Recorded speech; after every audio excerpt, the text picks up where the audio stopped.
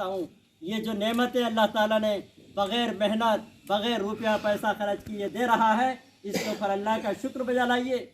दिन में 5 मरतबा नमाज़ें फ़र्ज़ है, नमाज़ें अदा कीजिए।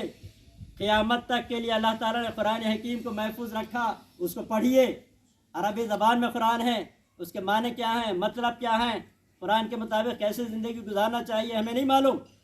कुरान को तर्जुमे से पढ़िए। अभी नाज़िम ज़िला ने ये बात बताई, उसका तर्जुमा तेलुगु में है, उर्दू में है, अंग्रेज़ी में है, हिंदी में है। आप जो ज़बान जानते हैं उलमा इकराम ने उन ज़बानों में उसके तराजिम कर दिए हैं।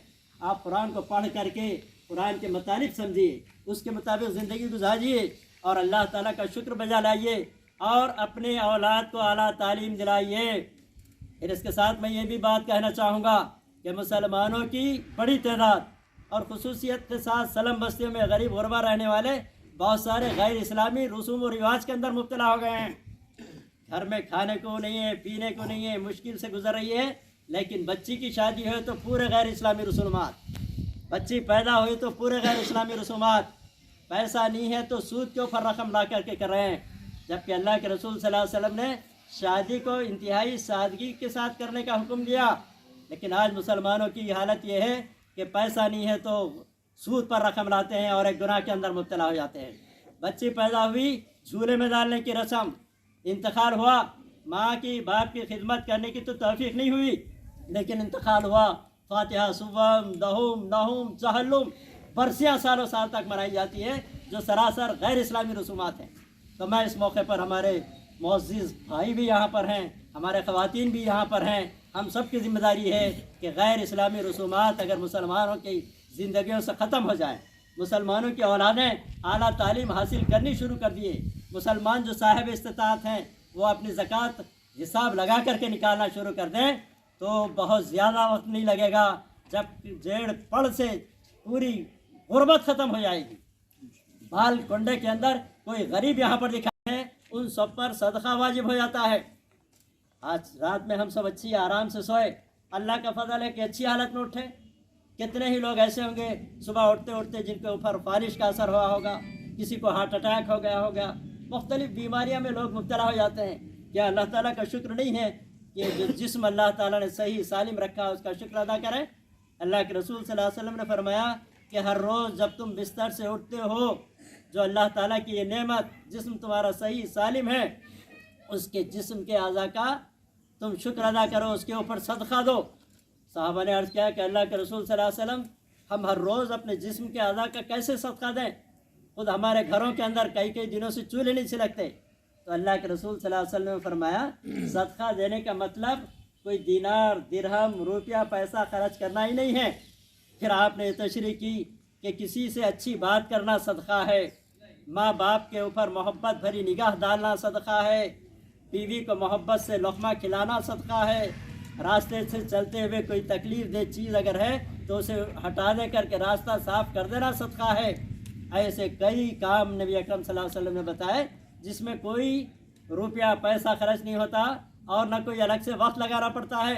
चलते चलते कोई चीज़ देखी, आपने कोई खैर का, नेकी का और अच्छा काम कर दिया, ये सारी चीज़ें सदक़े में शामिल है।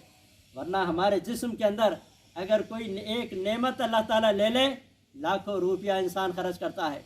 लॉकडाउन के अंदर एक एक सिलेंडर को 5-5, 10-10 हज़ार रुपये दे करके खर्च करे। सांस लेने में दुश्वारी हुई, सांस लेने के लिए ऑक्सीजन सिलेंडर लिया गया। आप सब अच्छी तरीके से जानते हैं कितना पैसा एक सिलेंडर पर खर्च करना पड़ा। क्या ये नेमत नहीं है अल्लाह ताला की, जो बग़ैर किसी पैसे खर्च किए कि रात और दिन सांस ये हवा हम जिस्म में ले रहे हैं और छोड़ रहे हैं, क्या इसके ऊपर अल्लाह ताला का शुक्र बजा नहीं लाना चाहिए? तो और मुअज़्ज़िज़ ख़वातीन, अल्लाह ताला का बड़ा शुक्र और एहसान है कि बहुत सारी नेमतों से वो हमें नवाज़ रहा है। सबसे अहम और बड़ी नेमत दीन इस्लाम की नेमत है, और फिर दीन इस्लाम की इस नेमत के साथ उसने हमें ज़िंदगी का मौका भी दिया, अमल की तौफ़ीक़ भी दी, सेहत और तंदुरुस्ती भी अता फ़रमाई है, जिस पर जितना हम शुक्र बजा लाएँ कम है।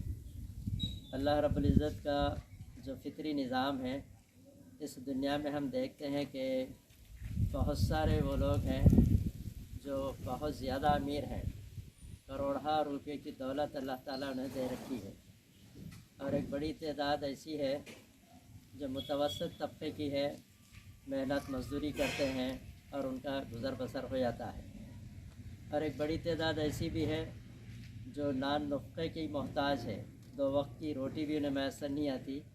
खुद हमारे मुल्क की बड़ी आबादी ऐसी है जो गुरबत का शिकार है, लेकिन ये सारा निज़ाम खुद अल्लाह ताला का बनाया हुआ है। कोई भी अपनी पसंद से, अपनी चाहत से गरीब होना पसंद नहीं करता, लेकिन अल्लाह ताला का फितरी निज़ाम है। लेकिन इस निज़ाम के अंदर जो चीज़ अल्लाह ताला ने रखी है वो ये रखी है कि जो दौलतमंद है उन्हें ये बात बताई गई कि हक़्क़ुल लिस्साइली वल महरूम, तुम्हारे मालों में ज़रूरतमंदों का हिस्सा है। वो जो दौलत इजाफ़ी अल्लाह ताला ने किसी को दी है तो वो उनकी अपनी हाथों की कमाई नहीं है। बहुत सारे लोग ऐसे हैं जिनके पास कोई बड़ी बड़ी डिग्रियाँ नहीं है, लेकिन करोड़पति हैं, अल्लाह ताला की दी हुई नेमत है, लेकिन उनकी दौलत में, उनके मालों में गरीबों का हिस्सा बताया गया है। और ये बात बताई गई कि कोई